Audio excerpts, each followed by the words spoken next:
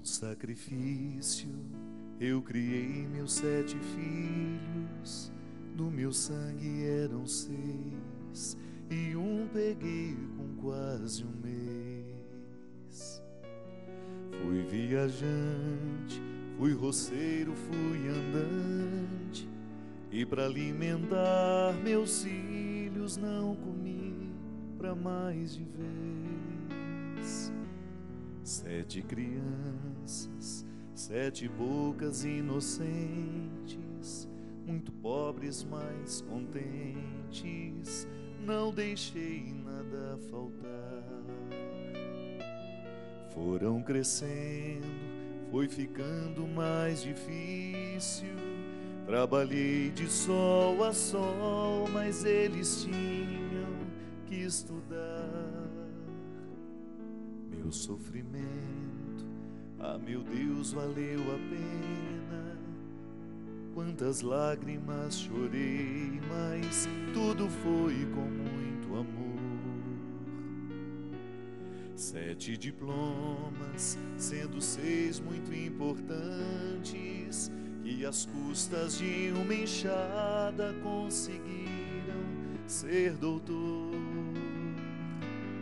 Hoje estou velho, meus cabelos branqueados, o meu corpo está surrado, minhas mãos nem mexem mais.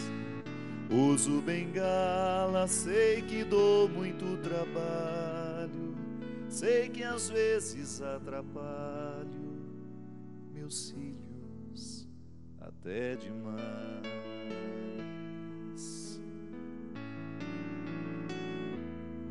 Passou o tempo, eu fiquei muito doente, hoje vivo num asilo e só um filho vem me ver.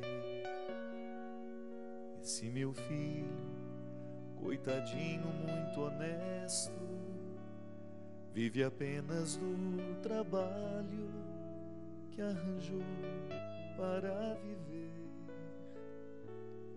Mas Deus é grande, vai ouvir as minhas preces, e esse meu filho querido vai vencer, eu sei que vai. Faz muito tempo que eu não vejo os outros filhos, sei que eles estão bem, não precisam mais do pai. Um belo dia, me sentindo abandonado, vi uma voz bem do meu lado: pai, eu vim pra te buscar. Arrume as malas, vem comigo, pois venci. Comprei casa, tenho esposa e o seu neto vai chegar. De alegria eu chorei, olhei pro céu. Obrigado, meu Senhor, a recompensa já chegou. Meu Deus, proteja os meus 6 filhos queridos, mas foi meu filho adotivo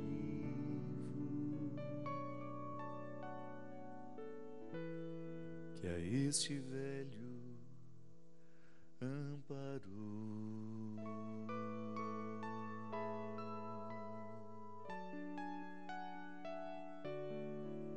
Muito boa noite, minha gente. Hoje cantando essa música, estou aqui no clima do lançamento do meu CD e do DVD No Meu Interior Tem Deus, onde essa música está. Você sabe que muito mais que falar dessa história do filho adotivo hoje, o que essa música me sugeriu ao longo do dia mesmo. Fiquei pensando no quão é difícil a gente fazer um amor durar muito tempo nos dias de hoje, não é? Como é difícil a gente manter laços duradouros nos dias de hoje. Não sei onde é que começou a mudar essa história. Eu tenho pregado muito sobre isso nos dias de hoje. como é importante nós resgatarmos valores antigos, e um deles é a fidelidade. Essa capacidade da gente ser do outro a vida inteira, a gente ser para o outro a vida inteira. Zygmunt Bauman, um grande sociólogo holandês, que faz uma análise muito perspicaz dos dias de hoje, ele diz que o grande problema da sociedade é justamente não ser capaz de criar laços definitivos. A obra dele é extensa, já tive a oportunidade de lê-la quase toda, naquilo que foi publicado no Brasil. Há um momento em que ele faz uma análise interessantíssima dos nossos condomínios, das casas que se erguem, dos vizinhos que nunca se encontram, que quanto maior segurança é o condomínio, maior é o valor daquela propriedade. Por quê? Porque nós temos medo do outro, nós não estamos muito dispostos à presença do outro na nossa vida. Uma incapacidade que tem crescido. O ser humano tem ficado cada vez mais distante de si mesmo, porque quando ele se afasta do outro ser humano, ele afasta de si mesmo, porque o outro é o referencial, é o instrumental por onde eu posso o tempo todo ter acesso a mim. É o outro, é o meu amigo de verdade, é o meu pai, é a minha mãe, é o meu irmão, são as pessoas que estão comigo neste laço definitivo do sangue, que a gente sabe que se ele não é cultivado, ele torna-se simbólico sem muita repercussão. De nada vale eu saber que eu sou irmão dele, se o nosso sentir não nos identifica assim. E é aí que a gente vai entender por que alguns laços que a gente estabelece da vida podem ser até mais definitivos que os laços sanguíneos. É porque houve a intimidade. Eu me vi na continuidade do outro. Quando eu estou ao lado de um amigo que eu amo de verdade, de alguém que de verdade faz parte da minha vida, é como se eu olhasse para a minha continuidade.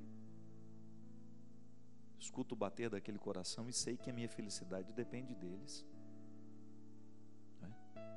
Meu coração bate junto.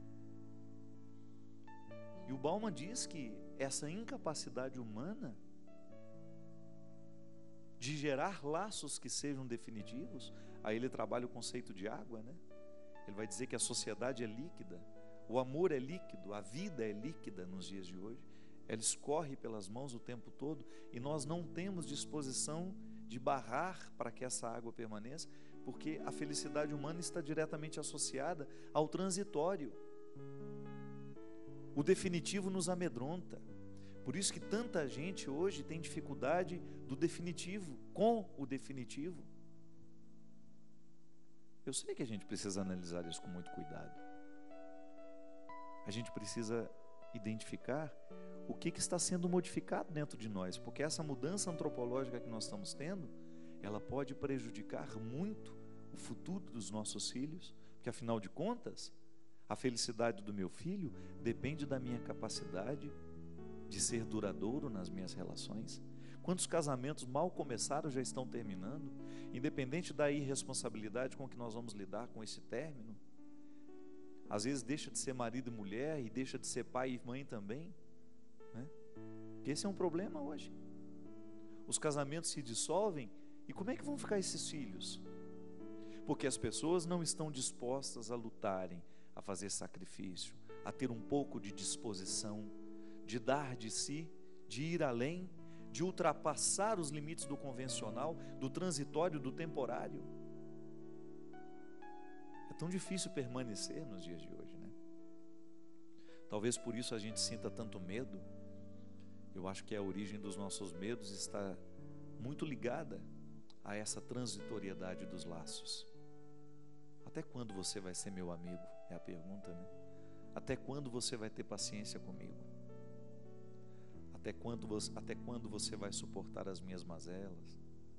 Porque a gente sabe que a tolerância com o defeito do outro, com o limite do outro, tem sido cada vez menor. Quantas vezes o pai abandona o filho porque está lhe faltando tolerância? Agora, minha gente, eu não creio que tenha que ser assim, né? Eu acho que nadar contra essa corrente é a responsabilidade de todos nós. A gente ter essa disposição fazer alguma coisa durar dentro de nós, de nós amarmos os nossos pais com um pouco mais de qualidade, amar os nossos irmãos, as pessoas que são próximas a nós e que precisam de nós, e até mesmo a nossa fidelidade à vida. Eu vejo pessoas desistindo por tão pouco, ou se não é por tão pouco, desistindo. Tanta gente dando adeus com muita facilidade. E é por isso que a gente precisa cultivar laços. Se você não teve a felicidade de ter uma família unida, tente criar essa unidade com alguém. Grupos de amigos, né? Grupos de amigos funcionam assim, como um lugar onde a gente se sente menos órfão. Hoje eu escrevi isso a alguém, que quando a gente encontra alguém que tem sentimentos parecidos com o nosso, ou que seja capaz de identificar um pouco a nossa alma, de nos ver para além das aparências, a gente se sente menos sozinho nessa vida. Já disse isso outras vezes, o amigo é esse parente espiritual que você encontrou, alguém que diminui a sua solidão, alguém que lhe faz bem estar ao lado, e por eles a gente é capaz de viver. Falávamos aqui no programa passado, repercutiu tanto, fico muito feliz de ter descoberto que muita gente gostou de ter ampliado o termo amizade, e muita gente dizendo: ô padre, então eu sou seu amigo porque eu lhe quero bem, e sinto que o senhor é meu amigo porque o senhor me faz bem. Isso é verdade. A gente está falando deste contexto mais amplo, mas hoje nós estamos falando dos laços estreitos. Ninguém vive de Twitter, ninguém vive de e-mails. No fundo, quando a gente desliga a tela do nosso computador e o Twitter é zerado e ninguém mais te segue naquela solidão, ali é a hora da felicidade, ali é a hora da alegria, o desafio de, sem ter nenhum seguidor, você ser capaz de ter restado alguma coisa para que a sua vida continue tendo sentido. O grande problema da vida virtual é esse, é o desafio de nós nunca nos esquecermos que a vida é mais do que isso, que ter amigos no Twitter, no Facebook, no sei lá, até tem umas coisas que já estão até antigas que a gente tem que até que evitar falar. Eu falei, MSN ainda existe isso? Não existe. O Orkut, não? O Orkut tem ainda? Não tem. Nos últimos suspiros. Tem os amigos de Orkut, né? Tem gente que fala, são meus amigos de Orkut. Com isso pode ser perigoso. Tenha lá seus amigos no Orkut, seus seguidores no Twitter. Tudo isso faz parte da vida. É bom você estabelecer contato com pessoas que talvez você nunca teria a oportunidade de estar junto, e de repente troca uma palavra ali, conversa, ou conta um pouco, né? Mas não se esqueça que quando você desliga aquela tela, é que a sua vida verdadeiramente vai contar tudo. É o que sobra. Quais são os números do telefone ali, daquela agenda ampla, extensa, que você tem o direito de ligar, ainda que seja de madrugada, para pedir um auxílio? Às vezes nós temos 300 mil seguidores, mas qual é o número de telefone que você pode ligar de madrugada? Às vezes você tem muitos contatos na sua agenda de telefone, mas dá uma olhada nesse celular hoje aí e me responda: quem ficaria até o fim? É desconcertante, mas é necessário, para que, quem sabe, a gente possa analisar se a gente também não está fazendo essa relação líquida, não é? Porque às vezes a gente faz a crítica da sociedade, mas a gente não tem coragem de fazer a crítica de si mesmo. Será que eu também estou líquido nos meus relacionamentos? Será que eu estou superficial? É tão ruim, né? Outro dia eu experimentei isso. Estava conversando com uma pessoa, amenidades, e de repente o assunto começou a ficar sério. Que eu não gosto de ficar falando de amenidades o tempo todo só. Se eu tenho a oportunidade de tocar questões fundamentais da existência, eu gosto. Eu gosto de conversar com profundidade, porque eu cresço, eu acho que me faz bem ao outro também, eu acho. A gente sair dessa, que música que você gosta, né? O que você está lendo? Não. Aí depois que, tá bom, o que você está lendo? Aí já começa a falar do que está lendo e o assunto já começa a costurar a nossa vida, e aí a gente já tem liberdade de falar já das angústias que experimenta. E aí eu percebi que aquela pessoa não tem muita facilidade em ser íntima, de falar de si e até mesmo de escutar o que o outro tem a dizer. É interessante isso. São essas inaptidões que a gente reconhece de vez em quando, né? Aquela indisposição do outro de ultrapassar a conversa, de sair do convencional e adentrar os territórios da profundidade. Acho que isso é tão saudável em nós, gente. Deixaram de nos ensinar a profundidade? Não sei. Pode ser.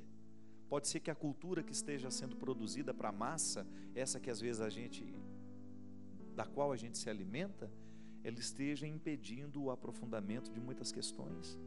Você já deve ter me escutado falar, né? Eu acho tão ingrata a pergunta que só quer retirar um sim ou um não. A vida é muito mais do que isso. Eu não quero ser um homem para dizer sim e não. Eu quero ser um homem para refletir. E depois você chega ao sim ou não. Nós precisamos ser capazes de identificar as nossas questões humanas e de lidar com elas com profundidade. Porque dessa fidelidade ninguém está livre. Eu preciso ser fiel a mim até o final. É o meu compromisso. O presente que eu recebi de Deus em ser quem eu sou, de ser quem você é, nos pede essa fidelidade de ser duradouros. Nós precisamos ser duradouros. Nós precisamos ir até o fim. Nós não podemos morrer na praia. Nós temos que aprofundar. Olha o convite de São João Paulo II. Vamos lançar as nossas redes em mares mais profundos. É o que a gente precisa. Ir além do convencional. Ir além daquilo que esperam de nós. Surpreender-nos. Hoje eu falava sobre isso no Twitter também. Muito mais importante que surpreender os outros é você se surpreender. Porque eu, quando surpreendo o outro, eu estou dando a ele alguma coisa que eu já sei que eu tenho. Então eu estou dando ao outro algo que o impressiona. Eu já sei que eu tenho aquilo. Agora, quando eu me surpreendo comigo, eu estou dando a mim algo que eu nem sabia que eu tinha. Veja como isso é mais profundo do que surpreender o outro. Quando eu descubro na minha essência humana riquezas que até então eu não conhecia. Quando motivado por uma frase, por uma palavra, por uma cena que eu vi, eu consegui acessar alguns detalhes da minha alma que eu nem imaginava que existia. E é isso que faz a vida valer a pena. É isso que faz a gente não desistir. É isso que faz o ânimo permanecer. É eu continuar me surpreendendo comigo. É eu ter sempre em mente, diante de mim, diante dos meus olhos, que a principal surpresa que eu preciso causar ao mundo é a mim mesmo, antes de qualquer coisa. Porque se eu continuo me surpreendendo, eu vou ter um processo criativo vivo dentro de mim. Isso vai facilitar a minha inteireza, vai facilitar eu estar no mundo com um pouco mais de qualidade. Aí surpreender o outro é só um detalhe. Não é assim do artista que você gosta? Sempre que ele vai lançar um trabalho, você não espera surpreender-se? Eu quero a novidade daquele artista, né? E ao artista cabe esse fardo, não é brincadeira, né?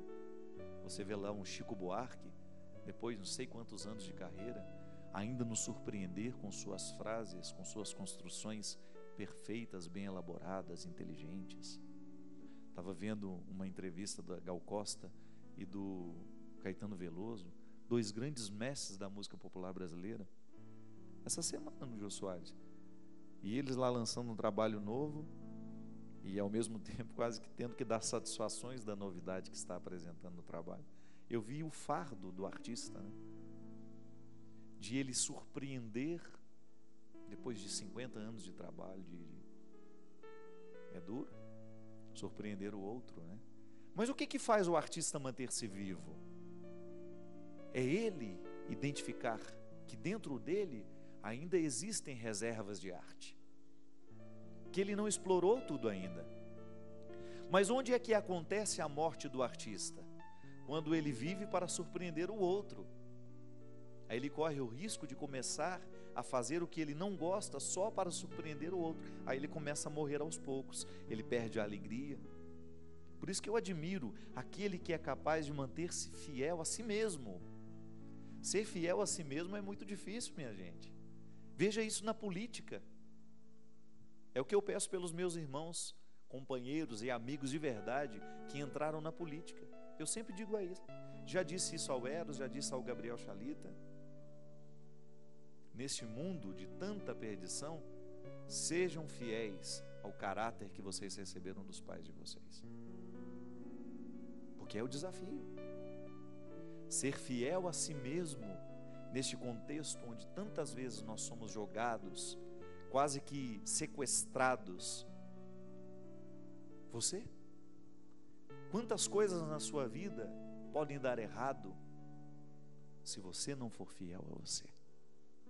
Se você não levar até o fim esse compromisso de qualificar cada vez mais a sua existência, de você não ficar preocupado em surpreender-se o outro, mas antes de qualquer coisa, viver essa doce satisfação e amarga também, porque nada é só bom, em algum momento você vai ter que experimentar o avesso. Já dizia o mestre Caetano Veloso, cada um sabe a dor e a delícia de ser o que é. Então você manter-se fiel a isso e sentir que Deus age neste centro, neste núcleo que faz ser quem você é. É ali que Deus age. Deus age na nossa essência para que depois os acidentes já possam estar transformados. Porque se Deus mexe no essencial, o acidental vai estar naturalmente transformado. Você surpreender-se, descobrir que apesar de já cansado de ter lutado tanto, ainda existe vida dentro de você. O Natal é isso. O Natal é a gente dar à alma o direito de sentir-se recém-nascida. Já vivi tantos natais, estou com 40 anos. 40 anos celebrando o Natal. Os primeiros nem sem consciência nenhuma disso. Mas 35 deles, 37, não, menos, né? 33 anos, digamos assim, pegar a idade da razão, 7 anos, 33 natais eu já tinha consciência que naquele presépio eu tinha direito de nascer de novo. E eu me surpreendia com isso. Aliás, eu sempre peço a Deus a graça de nunca perder o encanto pela vida. Por isso que eu nem posso beber. Se eu beber, eu acho que eu não sirvo para nada, que eu já vivo embriagado. Embriagado de sonhos, de emoções. Eu sou um homem, tenho a graça de dizer isso. A vida não passa por acaso aqui, não. Sou intenso. Sofro demais, me alegro demais, sinto raiva demais, sinto alegria demais. Tudo aqui em excesso. É a vida, estou embriagado. Então, se eu começar a beber, se eu começar a fumar, ninguém vai dar conta. Estou embriagado pela vida. Isso para mim é uma satisfação. E neste Natal eu não quero outra coisa senão renovar naquele presépio, naquela manjedoura, a oportunidade de nascer de novo. Eu quero ser recém-nascido. Quero surpreender-me. Quero viver o meu dia, a minha vida como se fosse tudo uma surpresa. Olhar para tudo aquilo que Deus colocou dentro de mim e surpreender-me com a alegria que é própria dele, mas com a profundidade de não ser um ser humano raso. Não quero, não precisamos mais, já temos demais. De fazer a nossa vida valer a pena. Pode ser que você hoje esteja angustiado, esteja deprimido, entristecido. Por esse motivo, você deixou de se surpreender. Você começou a viver para surpreender o outro. Você perdeu de vista o foco. Começou a viver para fora e esqueceu que quem não vive para dentro, antes de qualquer coisa, não tem condições de viver para ninguém. É como o amor. Se a gente não se ama, se a gente não se cuida, nós não seremos capazes de amar nem cuidar do outro. Tudo na medida, para que não seja egóico, para que não seja egoísta. Mas o meu gesto de amor é um desdobramento daquele amor que eu sei ter por mim mesmo. Surpreenda-se. Olhe para tudo que é velho em você e encontre um motivo, por menor que seja, que lhe cause surpresa. E faça deste motivo, dessa surpresa pequena, um motivo para recomeçar, para ir além. Nós vamos para um rápido intervalo e a gente volta já já com o programa Direção Espiritual.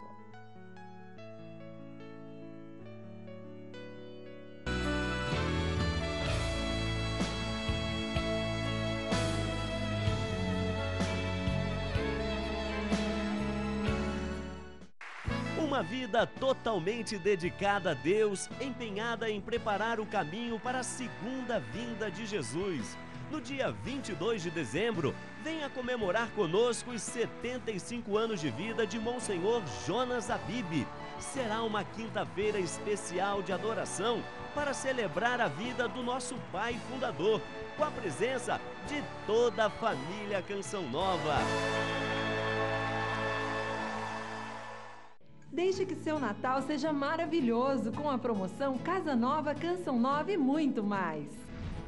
Leve para a sua casa e para a sua família a beleza de evangelizar através de palavras. Adquira o livro Fortes na Tribulação, de Padre Fabrício Andrade.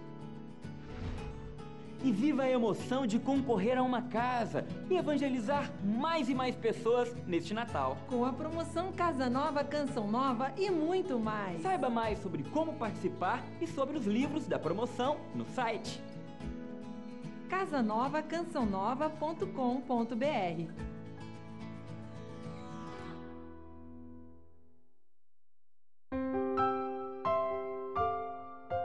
Misericórdia e fidelidade se encontram, justiça e paz se abraçam. A felicidade brota da terra e a justiça se inclina do céu. Quando o Senhor conceder o seu bem, a nossa terra dará o seu fruto. Salmo 85, versículos 11 e 13.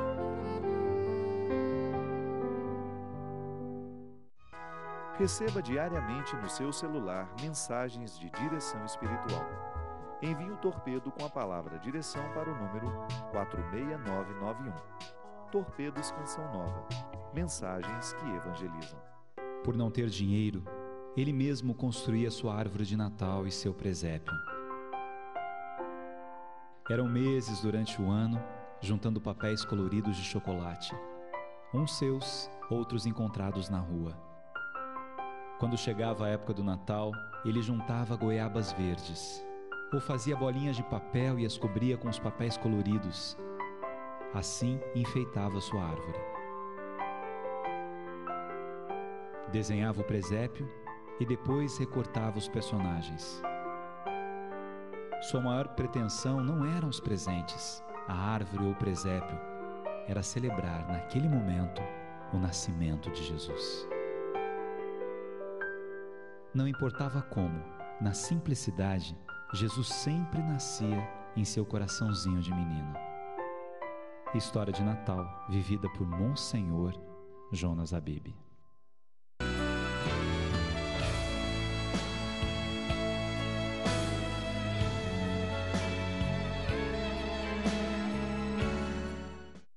Estamos de volta com o programa Direção Espiritual. Muito obrigado você que está ligando. 0 operadora 12 31 86 26 00. É sempre um prazer atender a sua ligação. E nós estamos comentando aqui, antes de começar o programa, estávamos comentando que nós vamos voltar àquela história da ligação ao vivo. Nós estamos sentindo falta e acredito que em breve nós estaremos preparados para atender aqui ligações ao vivo. Gostaria de apresentar, já falei aqui, estamos lançando o CD e o DVD No Meu Interior Tem Deus. Para cá, mostrar assim isso. Aqui está só o CD, mas já tem o DVD também. em todas as lojas do Brasil. Quero agradecer muito ao carinho das pessoas. Nós já atingimos aqui, só nessa semana, 160 mil CDs vendidos e 100 mil DVDs numa semana. Então nós estamos muito felizes. Obrigado pelo carinho. Isso é uma vitória da música cristã, né? Alcançando tantos corações, tantas pessoas. Não me sinto mais importante por causa disso, não. Eu acho que a vendagem, ela se transmuda em responsabilidade, né? Ninguém é melhor. Apenas agradeço a oportunidade de ter um trabalho com tanta repercussão, e é você que é responsável por fazer isso. Lembrando também que tem o livro Tempo de Esperas, o itinerário de um florescer humano, que foi lançado há pouco tempo. E você também, nessa época agora de Natal, se quiser presentear alguém, em muitos sites tem o livro e o CD e o DVD já em boas promoções. Você vai ter a oportunidade. Lembrando que no próximo dia 13, a partir das 18 horas, eu estarei na FENAC do Rio de Janeiro, FENAC de São Paulo, lá do Morumbi. Então, no dia 13, a partir das 18 horas, nós temos lançamento do DVD e do CD no Meu Interior Tem Deus, lá na FENAC do Morumbi, na cidade de São Paulo. Lembrando que amanhã, sexta-feira, que vai ter reprise, né? Então se você está assistindo a reprise, desconsidere. Amanhã, sexta-feira, quinta-feira, estou acostumado com o programa na quinta, amanhã na quinta-feira nós estaremos em Pinheiral, com o Padre Jacó e o Dom Francisco. Muito obrigado pelo convite, aí na praça em Pinheiral, no interior do Rio de Janeiro. Faremos o show no Meu Interior Tem Deus amanhã aí. Na sexta-feira teremos a alegria, satisfação de estar em Santo André, aí no ABC Paulista, também na praça. Entre no site, no nosso site você vai ter a informação em que local vai ser esse show. Sei que é gratuita para todo mundo. E no domingo, no dia 11, nós estaremos em Ouro Branco, que é perto de Belo Horizonte, né? Muito obrigado você que é da região. Prepare-se, também é aberto para o povo. Aí a agenda da semana que vem nós vamos passar depois.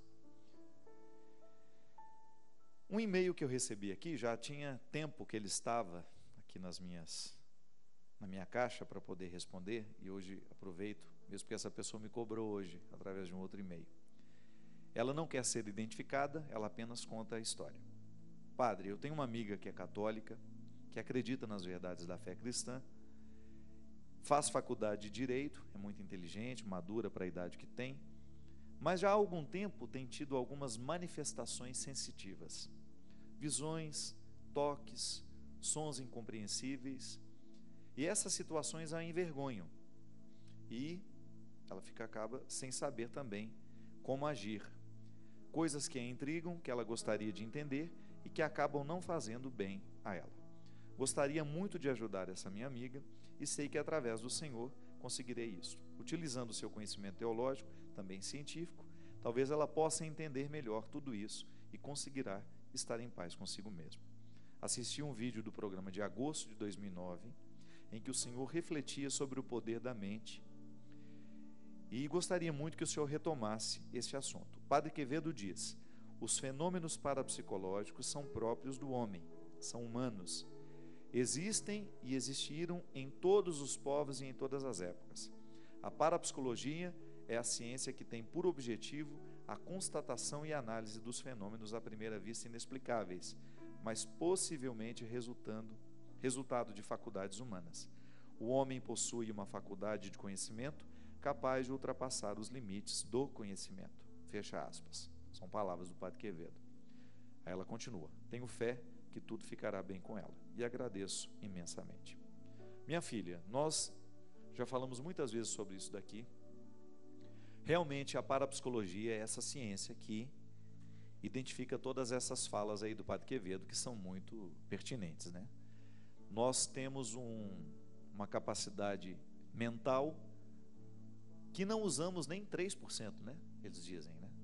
As pessoas mais evoluídas usam um pouco mais que isso. Não sei se a porcentagem é essa.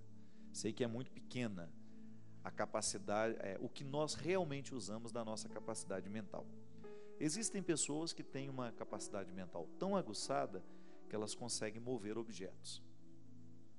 E é claro que quando isso acontece na vida de uma pessoa que não tem esse conhecimento, e é boa parte da população, não tem o conhecimento da parapsicologia, dos poderes paranormais que são próprios do ser humano, não tem nada a ver com fantasma, não tem nada a ver com demônio, não tem nada a ver com realidade extraordinária, é próprio do humano. Por que não é extraordinário? Claro, é extraordinário porque a gente quase não vê isso acontecer. Mas é próprio do humano, não é uma situação que não é humana. Quando a gente tem essas situações, é natural que a gente faça uma leitura mitológica, digamos assim, né? O que era mitologia? Era aquela explicação extraordinária para acontecimentos ordinários. A mitologia sempre nasceu, ela sempre girou em torno dessa necessidade humana de explicar aquilo que a gente não conseguia explicar. Um mito que a gente cresceu ouvindo. Toda vez que trovejava forte, o que a minha mãe falava? Que Deus estava zangando com a gente, que Deus estava bravo. Até que o dia que eu fui entender que o trovão é algo que cientificamente você pode ser explicado, a dona Ana já tinha colocado isso dentro de mim. Agora, a dona Ana mentiu?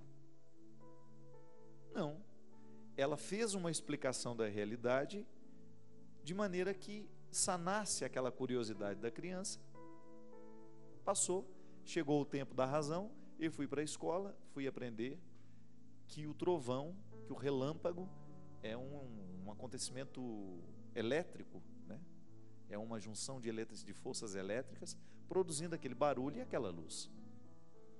Para muitas situações da vida, nós utilizamos dessas explicações, que são mirabolantes, que são fantasiosas. Muitas dessas manifestações parapsicológicas são confundidas pelas pessoas. Elas acham que elas são, que elas têm uma sensibilidade. Tem gente que chama isso de, ele é médium, né? Dentro do espiritismo, você sabe que nós sempre temos uma postura respeitosa com as outras religiões, mas em muitos momentos dentro do espiritismo, isso foi cultivado. A pessoa tinha uma habilidade paranormal e ela era considerada sensitiva, né? Era como se ela tivesse um poder dos espíritos. E claro que muitos espíritas esclarecidos não vão por essa linha, mas a gente sabe que muita gente simples, que não teve a oportunidade de estudar, que não teve o conhecimento das realidades, acaba fazendo essa leitura fantasiosa da situação. Então o que a gente recomenda? Que quem tem essa força paranormal, que receba a ajuda de um profissional especializado nisso. O parapsicólogo, né, é aquele, e existem muitos padres com essa habilidade, com essa capacidade de ajuda. Padre Quevedo é um grande nome. Eu lamento muito que em muitos momentos Padre Quevedo foi ridicularizado na televisão, pelos programas de auditório, mas a proposta do Padre Quevedo é séria. Ele é um homem sério. Eu tive a oportunidade de fazer um retiro com ele em Taubaté e eu me surpreendi com tudo que a parapsicologia pode nos ajudar, inclusive a aprofundar o processo da fé. Porque o que é interessante no Padre Quevedo?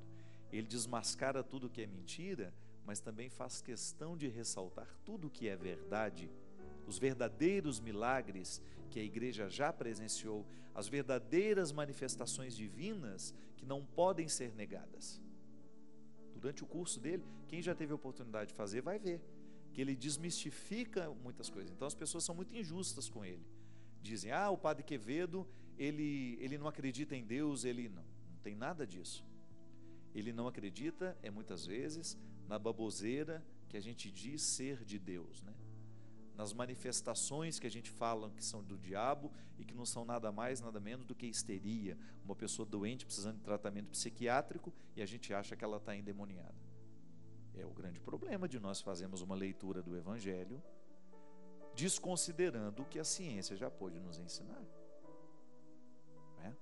Então, a parapsicologia, ela vai ajudar a compreender o fenômeno que aquela pessoa provoca. Primeira coisa, nós não podemos dizer que é o demônio. Claro, o demônio manifesta-se, sim, mas a gente precisa identificar o que é verdadeira manifestação demoníaca. Porque às vezes a gente coloca até um fardo sobre a pessoa. Ela não tem nada mais, nada menos do que uma habilidade paranormal, e a gente vai dizer para ela que ela está endemoniada ou que ela está com possessão de espíritos. Não, isso é um risco. Cuidado para você não falar bobagem. Todo fenômeno paranormal, todo fenômeno que extrapola aquilo que é o convencional precisa ser estudado. Se for uma dimensão da parapsicologia, vamos encaminhar para um profissional. Se for uma questão espiritual, vamos encaminhar para alguém que tenha condições de ajudar. Inclusive, teve uma sequência de perguntas aqui que outro dia eu precisei gravar para uma menina que está fazendo uma monografia sobre o programa Direção Espiritual. Inclusive, uma das perguntas que ela me fazia era essa: até que ponto o estudo, antropologia, filosofia, psicologia, teologia, auxilia na questão religiosa e na própria direção espiritual das pessoas? Como é que eu vou falar de fé a uma pessoa se eu não trago aqui também alguns poucos conhecimentos que eu tenho da psicologia? Não é que o padre tem que saber tudo, mas nós somos especialistas em gente, em pessoas. Então, por isso que na faculdade que nos prepara, a gente aprende um pouco de psicologia, no meu caso, uma carga horária até bastante boa. A gente aprende um pouco de antropologia, a gente aprende um pouco de introdução às ciências da sociologia, porque o padre acaba tendo, no momento em que ele vai fazer uma direção espiritual ou que ele vai fazer uma pregação, ele tem que unir este conhecimento científico para poder fazer uma pregação encarnada, histórica, né? Que as pessoas entendam. Então, a fé, ela é sempre um acontecimento da pessoa, um dom de Deus que ela recebe, e essa experiência religiosa que ela faz abarca a sua totalidade.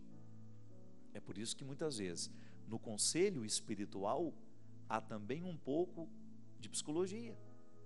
Quantas vezes você precisa dizer ao seu fiel naquele momento da direção espiritual que a ajuda de um psicoterapeuta seria bem-vinda, e que muitas questões espirituais estão diretamente ligadas a problemas psíquicos. O ser humano é todo, gente, ele está interligado. Eu não tenho como abrir a gavetinha e falar isso aqui é espiritual, isso aqui é psíquico. Não, ele está no todo. Mas no momento em que a gente fala, no momento que você tem a manifestação de um problema, muitas vezes você pode identificar qual é a área daquela pessoa que precisa ser tratada. Eu sou sempre um adepto do discurso que possa ser holístico. A palavra foi muito usada pela nova era, né? Essa tendência, mas ela cabe aqui. Holístico é o discurso que engloba o todo, que tenta abarcar o todo. Então, um ser humano, ele tem uma dimensão física que precisa de cuidados. Quantas vezes na pregação vocês me escutam falar da disciplina do corpo? Porque eu não tenho como falar da disciplina da alma sem falar da disciplina do corpo. Muitas vezes falar de conversão é falar de situações muito próprias do corpo, do que a gente come, do que a gente faz. Em alguns momentos você vai identificar que a espiritualidade passa pelos problemas afetivos. A maneira como eu me relaciono com Deus Pai pode estar diretamente ligada à maneira como eu relaciono com meu pai na terra. Então, se eu tenho uma dificuldade com meu pai, eu corro o risco de ter também obstáculos na minha relação com Deus Pai. Porque a palavra Pai associa diretamente o Pai da terra com o Pai do céu. Não é? Para muitas pessoas, a dimensão materna de Deus fala mais alto. Por isso que Nossa Senhora, dentro do contexto cristão católico, ela rebanha tanto. Por quê?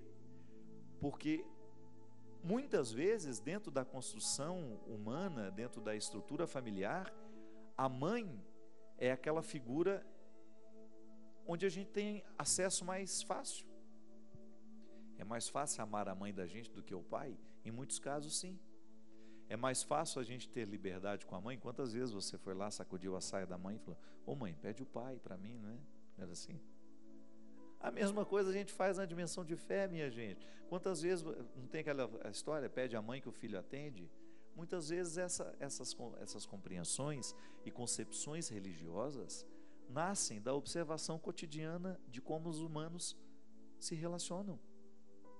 É muito interessante você observar isso.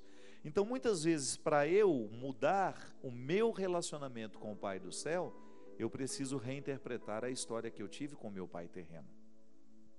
Então, eu não tenho como fazer uma direção espiritual sem compreender as dimensões fundamentais da vida humana e ter até mesmo alguns apontamentos a respeito de psicologia. A filosofia nos ajuda demais, porque ela amplia a nossa visão, né? Nós deixamos de ter aquela visão estreita das coisas. O grande benefício que a filosofia faz na vida de uma pessoa é justamente abrir os horizontes da reflexão. E aí nós temos essa oportunidade de usar a ciência, tudo aquilo que já foi cientificamente comprovado, para poder nos ajudar também a compreender o processo da fé. Não é uma servidão, é apenas uma parceria. A fé não é serva da ciência, mesmo porque existem muitas dimensões da fé que extrapolam todo o conhecimento científico. Mas a gente sabe que a ciência é um alicerce onde nós podemos subir para nos ajudar a enxergar melhor o território da nossa fé. A outra pergunta era essa aqui, ó. Padre, quando o senhor olha para uma câmera, para quem o senhor olha, afinal de contas, ao dar essa orientação? Aqui é o grande desafio da comunicação. A direção espiritual, eu sei que agora eu estou falando com muitas pessoas, mas eu não quero falar com muitas pessoas, eu quero falar com você. Está vendo qual é a diferença? O discurso é para todos, mas eu não posso falar o tempo todo como se eu estivesse falando com multidão, porque ninguém gosta. Você precisa identificar que eu estou conversando com você.